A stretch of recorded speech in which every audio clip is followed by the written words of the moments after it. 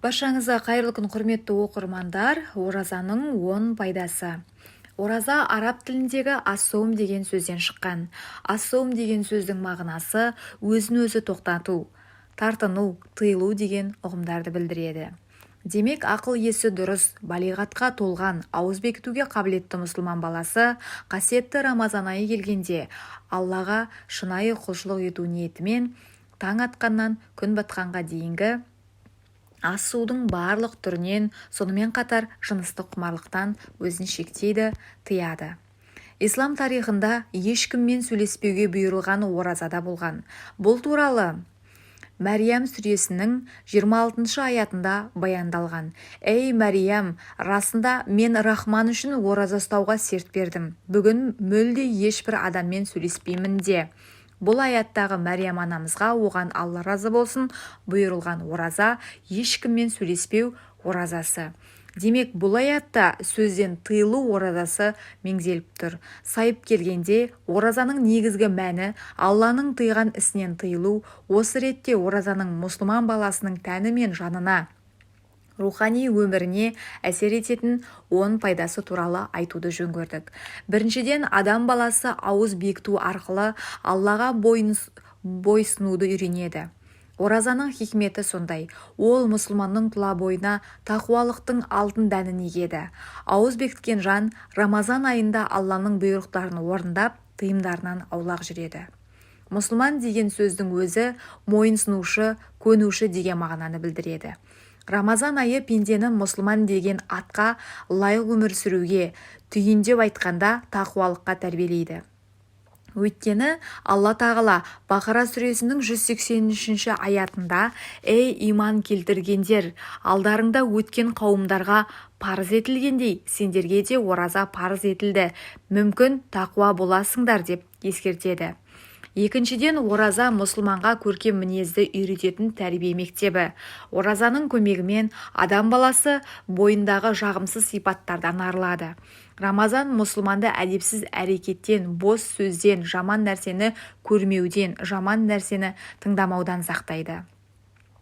Ардақты пайғамбарымыз Мұхаммед, оған Алланың салауаты мен сәлемі болсын, өз үмбетіне хақылы бола тұрып, яғни өзінікі жөн болса да тартысуды қойған кісі үшін жәннаттың ауласынан бір сарай, ал қалжың болса да өтірік айтудан бас тартқан кісі үшін жәннаттың ортасынан бір сарай, сондай-ақ мінезі көркем болған кісі үшін жәннаттың ең биік жерінен бір сарай берілуіне мен кепілмін деген сүйінші хабар жеткізген. Ораза ұстаған адам өзінікі дұрыс болса да біреумен дауласуын доғарады. Сөйтіп, көркем мінезге ие болады. Үшіншіден, ораза бізді сабырлы болуға тәрбиелейді. Ардақты пайғамбарымыз, оған Алланың салауаты мен сәлемі болсын, бір хадисінде ораза сабырдың жартысы деген. Расында ораза шыдамдылыққа үйретеді.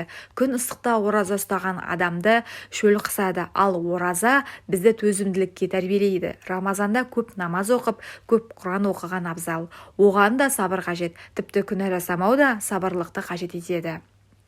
Төртіншіден, оразаның адамның зейінін тазартып, жақсы ойларға жетелейді. Бір күні Лұқман баласына: «Балақайым, асқазан толы болса, ойлау қабілетің ұйқыға шомады.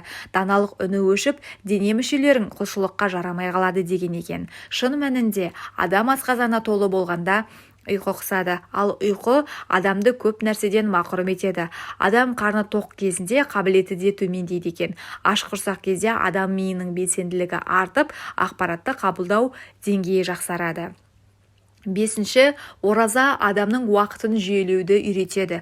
Ауыз бекіткен пенде жүйелілік пен тәртіпті қатаң ұстанады. Сәресін уақытында ішу, уақытында ауыз ашу, уақыты келгенде намаз оқу, тағы да басқа амалдар жүйелілікке тәрбиелейді. Тіпті оразада әрбір сәт маңызды. Сол сәтті құлшылыққа арнаған абзал. Алтыншы, Рамазанда мұсылмандар бір дене тәрізді екенін сезінеді. Өйткені жылына бір рет келетін Рамазан айында әлемнің әр түкпірінде тұратын мұсылмандар ауыз бекітіп, Аллаға құлшылық етіп, мүмкіндігінше бір-біріне көмектеседі. Кем дегенде дұғасына қосып, жаратқаннан бауыры үшін жарылқау тілейді. Ардақты пайғамбарымыз, оған Алланың салауаты мен сәлемі болсын, бір хадисінде: мүмін бір-біріне жанашырлығымен және рақымшылығымен бір дене секілді. Егер дененің бір жері ауырса, онда бүкіл дене онымен бірге ыстығы көтеріліп ұйқыдан қалып мазасызданады деген. Рамазан кезінде мұсылмандар бір-біріне мейірім көрсетіп, бауырмашылдық танытады. 7. Ораза мұсылман баласын айналасындағы аш адамдардың күйіне енгізіп, пенденің бойында мейірімділік, жанашырлық, бауырмашылдық секілді сезімдерді оятып, пақырларға, жетімдерге және де жесірлерге қарайласуға тәрбиелейді. Рамазанда берілетін пітір садақасы, ауызашар дастарханы, қайырымдылық бағытта жасалған барлық амалдар мұсылмандардың бір-біріне деген мейірбандығын, сүйіспеншілігін арттырады. 8. Ораза пенденің ағзасын артық және улы нәрселерден тазартып, жаңартып, асқазанына демалыс береді. Әбу Хурайра оған Алла разы болсын, ардақты пайғамбарымыздың оған Алланың салауаты мен сәлемі болсын, ораза ұстаңдар, сау боласыңдар деген хадисін жеткізген. Араб дәрігері Харис ибн Кәлда асқазан дерт үйі, ал ораза бүткіл емнің атасы деген екен. Демек, ораза тәннің шипасы. 9. Ораза адамға өз нәпсісімен күресуді үйретеді. Қарын тойдыру құмарлығы мен жыныстық құмарлық адамның табиғатына тән жағымсыз сипаттың бірі. Ораза адамды құмарлықтың осы екі түрімен күресуге үйретеді. Бір ай бойы өз нәпсісімен күресуді үйренген мұсылман одан кейінгі айларда да қалауына ерік бермеуге тырысады.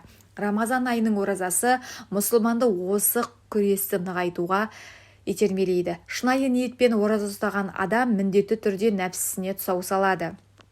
Өйткені нәпсі адамды жаман нәрсеге итермелейді. Ал жаман амал Алланың ашуын шақырады. Оразаның талаптарына сабырлық таныта алған адам нәпсі қалауына да төзімділік танытып, қалауы мен құмарының әміршісіне айналады. Сөйтіп жаман нәрсеге бұйырушы нәпсіні басқару қабілетіне ие болады. Өйткені оразаның арқасында мұсылманның жамандыққа бұйырушы нәпсісі басылып, тыйылады және жуасып қалады. 10. Ораза қолда бар нәрсенің қадірін сезінуді үйретеді. Кейде алдымызға келген астың, астымыздағы көлігіміздің, басымыздағы баспананың, үстіміздегі киімнің, тіпті денсаулығымыздың қадірін білмей жатамыз. Бұл нығметтерге қалыпты нәрсе ретінде қараймыз. Шын мәнінде бұл нығметтерді беруші Алла екенін ұмытып қаламыз. Ал ораза тіпті бір жұтым судың, бір үзім нанның қадірін сездіреді. Алла тағала баршамызға Рамазан оразасын толық ұстауды, оның сауабын толық алуды нәсіп еткей. Әмин.